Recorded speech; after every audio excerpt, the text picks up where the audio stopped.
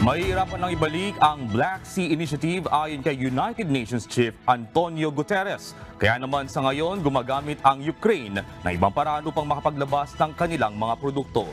Ito ang balita ni Early Briones.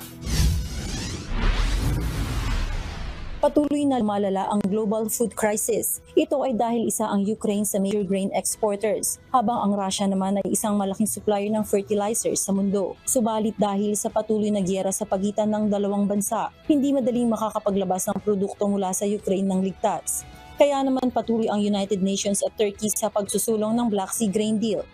Ipinatupad ang Black Sea Grain Initiative noong July 2022 upang tulungan ng Ukraine na makapag-export ng kanilang mga produkto sa ibang bansa sa kabila ng laban nito kontra Russia.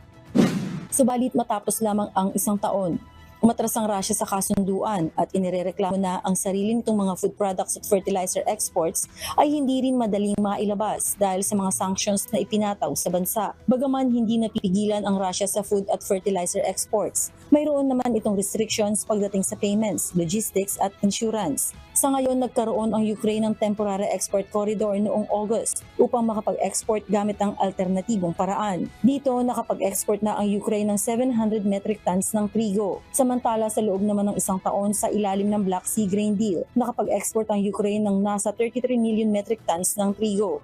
Early Briones, UNTV News and Rescue. Diyos ang aming sandigan, serbisyo publiko ang aming pinahahalagahan.